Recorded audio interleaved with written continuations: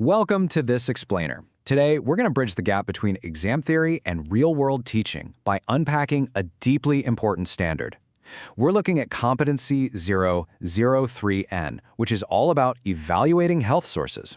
I am absolutely thrilled to guide you through this because, well, it's not just about passing a test, right? It's about giving our students the tools they actually need to navigate the world safely. So let's dive right in. I mean, think about it. How exactly do you teach an 8-year-old to spot a fake health trend? It's a massive challenge. Our modern digital landscape is literally bombarding students with a relentless flood of health claims. They're seeing targeted ads, viral social media trends, and, random influencer advice on a daily basis. Without a survival kit, they're sitting ducks. We absolutely have to teach them how to filter out all this noise. Here's our roadmap for today. We'll start with the health information flood, then decode Competency 003N. After that, we'll introduce a 4-step evaluation protocol, explore some classroom applications by age, and finally wrap up with exactly why this health literacy matters so much. Okay, Section 1. Let's look at the health information flood. The sheer volume of information our students are facing right now is just staggering. They're encountering a literal flood of health claims coming at them from media, targeted ads, and sprawling social networks.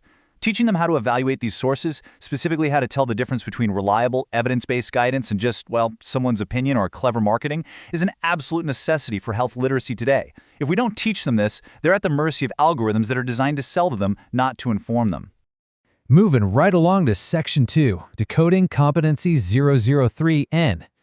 So, the official descriptor for this competency explicitly states that a beginning teacher must demonstrate knowledge of sources of health information and ways to use information to make health-related decisions. Okay, what does that actually mean for us?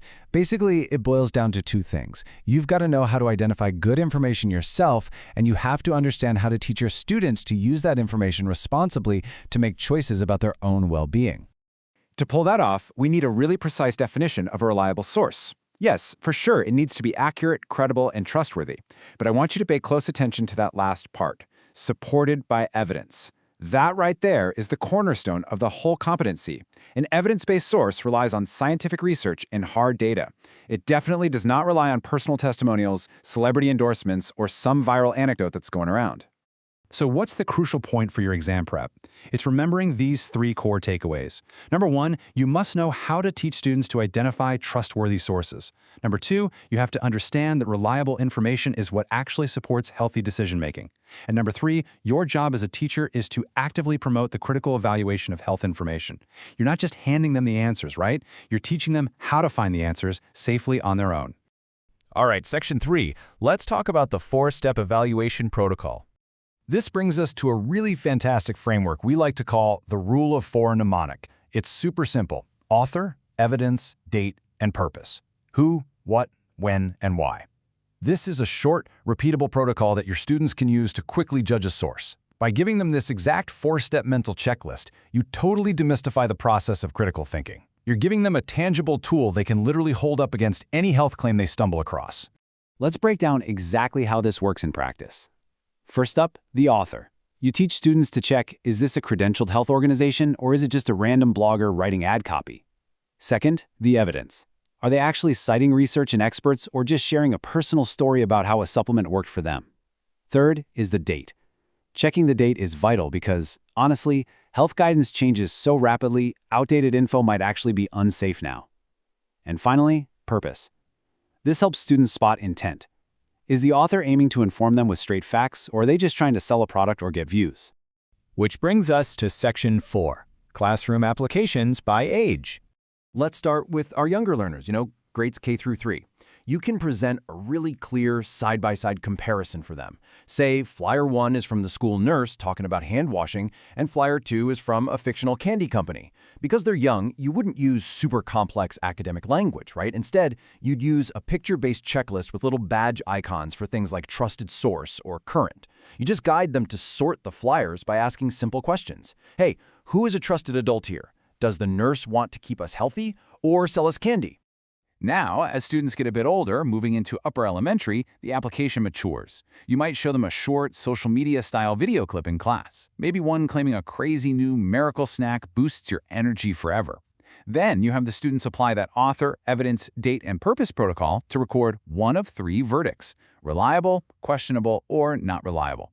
The kicker, you then require them to write a brief 1 to 2 sentence justification for their choice.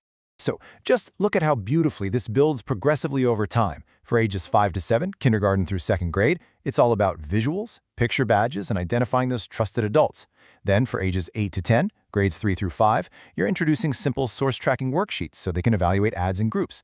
And finally, for upper elementary, you step back. You have them do independent research, find a classroom-appropriate article, and write a quick 3-sentence summary using that 4-step checklist. It's just a perfect instructional scaffold. And finally, Section 5. Let's talk about why health literacy matters so much. Why does this actually matter for the kids sitting in your seats? Well, these micro-lessons do so much more than just help you pass an exam. They genuinely empower students to practice being health-conscious consumers in their everyday lives.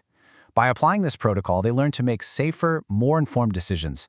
They start to easily recognize deceptive marketing tactics that are dressed up as health advice.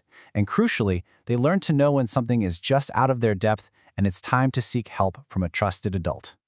And for you, the teacher, having a brief, repeatable source evaluation routine builds immense confidence. Let's face it, teaching sensitive or rapidly changing health topics can be super intimidating.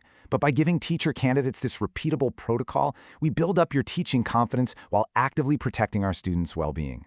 It perfectly aligns with the core expectations of Competency 003N, seamlessly merging academic knowledge with real practical decision-making.